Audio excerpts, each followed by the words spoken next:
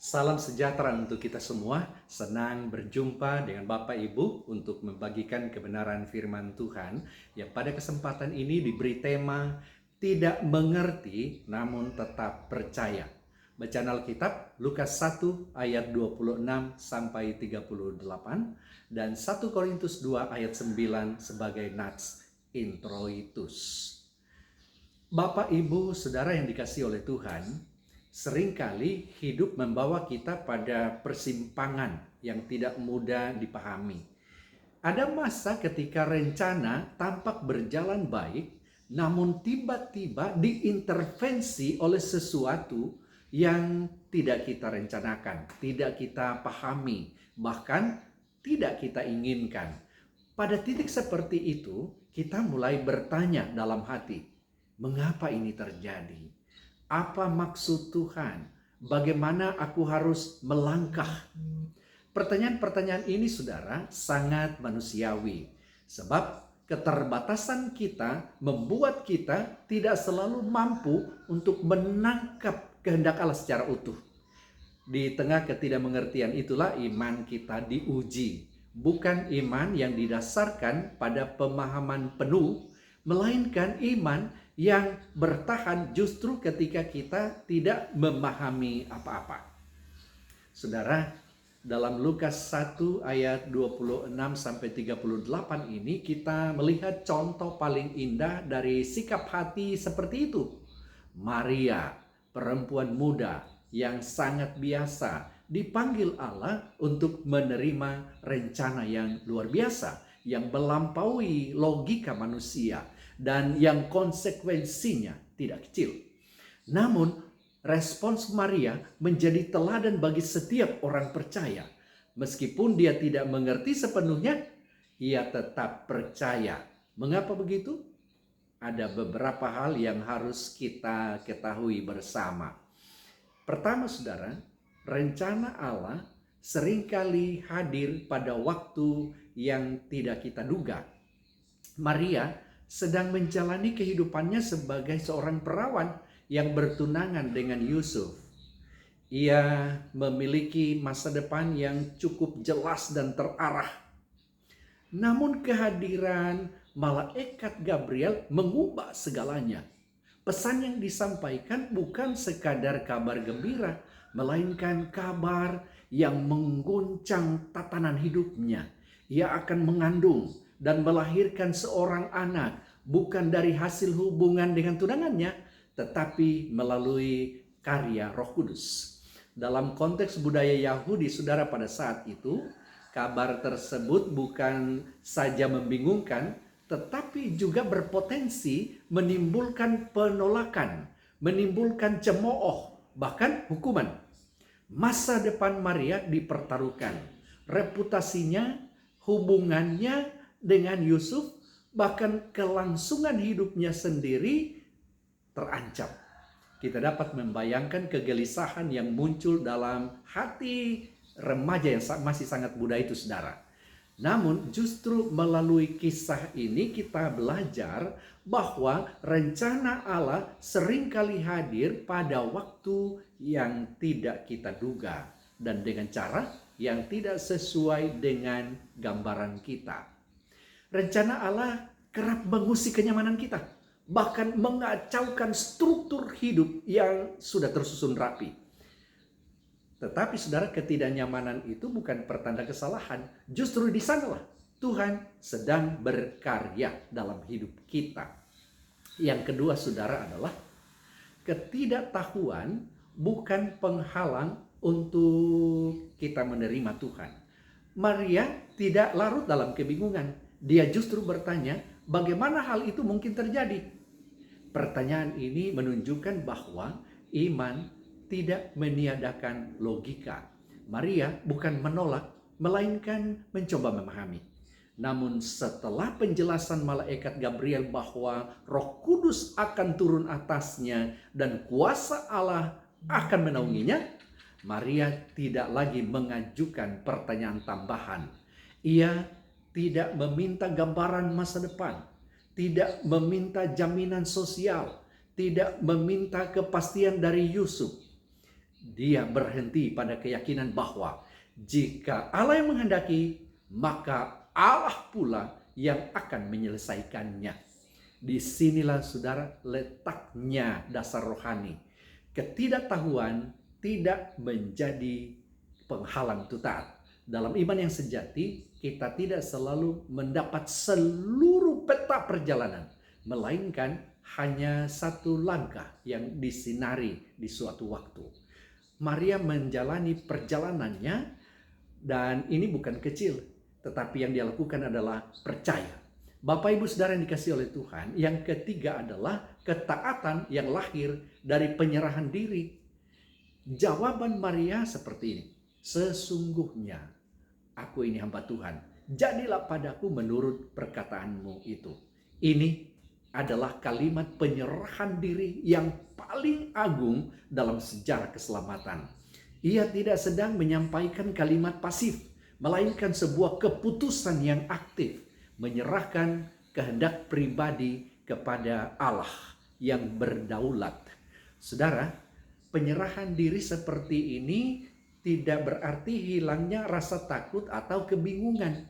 Justru penyerahan diri adalah keputusan batinnya untuk mempercayakan diri kepada Tuhan meskipun masih ada ketidakjelasan. Maria mungkin belum pernah mengerti bagaimana ia akan menjelaskan kehamilannya kepada keluarga. Ia mungkin belum tahu bagaimana Yusuf akan merespons. Ia mungkin belum dapat membayangkan penderitaan yang menanti, bahkan hingga di kaki salib. Namun dia memilih percaya dan berjalan bersama Tuhan langkah demi langkah. Bapak Ibu yang dikasihi Tuhan, yang keempat adalah iman yang bertumbuh dalam ketidakpastian. Kisah Maria mengingatkan kita bahwa iman bukanlah akumulasi pengetahuan, bukan, tetapi hubungan kepercayaan. Ada banyak hal dalam hidup ini yang tidak dapat kita pahami sepenuhnya. Misalnya, mengapa kita menderita? Mengapa kita gagal? Mengapa doa kita tidak dijawab sesuai keinginan kita? Dan banyak pertanyaan lainnya. Namun kita tidak dipanggil saudara untuk memahami segala hal, karena kita dipanggil untuk tetap percaya. Saudara, Allah tidak menuntut kita memahami seluruh rencananya, tetapi Dia mengundang kita masuk ke dalam rencana tersebut dengan sikap hati yang percaya.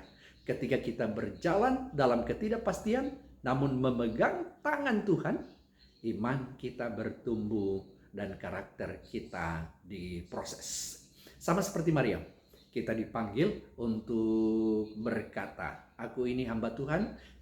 Itu berarti kita mengakui bahwa Tuhan lebih tahu, Tuhan lebih bijaksana, dan Tuhan lebih mampu memelihara hidup kita.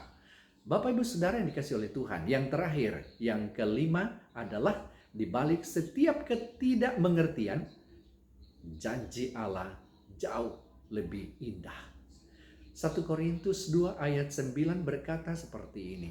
Apa yang tidak pernah dilihat oleh mata dan tidak pernah didengar oleh telinga dan yang tidak pernah timbul di dalam hati manusia, semuanya yang disediakan Allah untuk mereka yang mengasihi Dia. Saudara, ayat ini menegaskan bahwa karya Allah seringkali bergerak jauh melampaui kemampuan manusia untuk membayangkan atau memahami.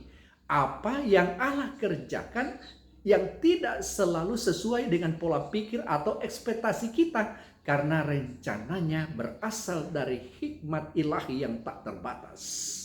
Karena itu saudara, ayat ini sangat relevan dengan pengalaman Maria ketika malaikat datang membawa kabar bahwa ia akan mengandung oleh Mesias. Hal itu adalah sesuatu yang tidak pernah terlihat oleh mata manusia sebelumnya, tidak pernah terdengar dalam sejarah, dan bahkan tidak pernah terlintas dalam hati manusia. Maria tidak memiliki contoh, tidak memiliki referensi dan tidak memiliki keterangan yang memadai untuk memahami sepenuhnya apa yang Allah sedang lakukan. Namun justru disitulah kebenaran dari 1 Korintus 2 ayat 9 tampak begitu nyata. Apa itu? Allah sedang menggenapi hal-hal besar yang melampaui pengetahuan manusia. Hal-hal yang Ia sediakan bagi mereka yang dikasihinya dan bersedia mempercayainya. Melalui Maria, saudara, kita melihat bahwa rencana Allah seringkali berbentuk sesuatu yang belum pernah kita lihat sebelumnya.